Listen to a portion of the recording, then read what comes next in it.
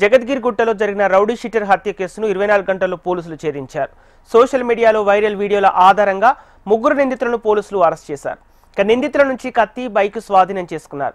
పోలీసుల దర్యాప్తులో ఈ ఘర్షణ వెనుక ఓ ట్రాన్స్జెండర్తో ఉన్న డబ్బు పంచాయతీ కారణమని బయటపడింది. వీరిపై బాలానగర్ పోలీస్ స్టేషన్లో ట్రాన్స్జెండర్ ఫిర్యాదు చేసింది. ఇక ఫిర్యాదు చేయడానికి బాలశౌరిరెడ్డినే ఉసిగొల్పాడని భావించిన రోషన్ సింగ్ అతడిని ఎలాగైనా చంపేస్తామని స్నేహితులతో చెప్పాడు. విషయం తెలుసుకున్న బాలశౌరిరెడ్డి ముందుగా రోషన్ సింగ్ను చంపాలని నిర్ణయించుకున్నాడు. స్నేహితుల సహాయంతో రోషన్ సింగ్ను కత్తితో పొడిచి బాలశౌరిరెడ్డి పారిపోయాడు. అనంతరం తీవ్ర గాయాలతో ఆసుపత్రిలో చికిత్స పొందుతూ రోషన్ సింగ్ మృతి చెందాడు.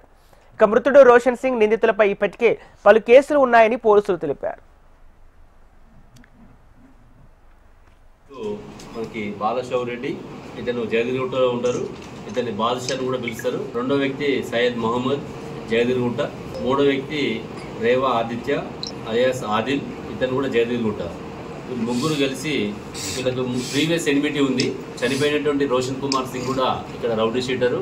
ఇందులో ఉన్నటువంటి ప్రధాన ముద్దాయి బాలశౌరిరెడ్డి కూడా రౌడీ షీటరు. వీళ్ళ మధ్య చిన్న చిన్న ఇష్యూస్ తోటి మన ఇల్లీగల్ అఫైర్స్ కావచ్చు, ఫైనాన్షియల్ డిస్ప్యూట్స్ కావచ్చు, ఫేక్ ఇన్ఫర్మేషన్స్ ఇస్తున్న దాని మీద కావచ్చు, దీని మీద వీళ్ళు ఒకరికొకరు గ్రెడ్జెస్ పెంచుకొని ఒకరికొకరు వార్నింగ్ ఇచ్చుకుంటూ ముందస్తుగా ప్లాన్ చేసుకొని బాలశౌరిరెడ్డి ఇన్స్టాగ్రామ్ ద్వారా డిసీజ్డ్ రోషన్ని రమ్మని చెప్పి పిలవడం జరుగుతుంది.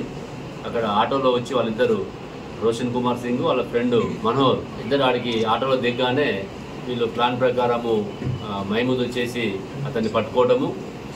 ఈ ఆల్రెడీ ఇతను బాలశౌరిరెడ్డి అమెజాన్లో ఒక నైఫ్ను కూడా ముందస్తుగా ప్రొక్యూర్ చేసుకోవటము. ఆ ప్లాన్ ప్రకారము ఎప్పుడైతే మహమూద్ వచ్చేసి పట్టుకుంటాడో బాలశౌరిరెడ్డి విచక్షణారహితంగా 4-5 సార్లు పొట్ట మీద, బ్యాక్ సైడు ఇవన్నీ కూడా పడటం వల్ల అతను పరారవుతాడు. ఇమీడియట్గా మనం పోలీసు ఇన్ఫర్మేషన్ రాగానే అతన్ని హాస్పిటల్లో ఫస్ట్ ఎయిడ్ చేయించి గాంధీకి ట్రీట్మెంట్ కోసం పంపించిన తర్వాత ట్రీట్మెంట్ తీసుకుంటూ చనిపోవడం జరిగింది. అదేవిధంగా వీళ్ళ ముగ్గురితో పాటు వీళ్ళకి ఎవరైతే సహకరించారో అఫెన్స్ ముందు కానీ అఫెన్స్ తర్వాత కానీ సహకరించినటువంటి వాళ్ళను కూడా ఈ కేసులో నేరస్తులుగా రికార్డు మీద తీసుకొచ్చి వాళ్ళ మీద కూడా చర్య తీసుకుంటూ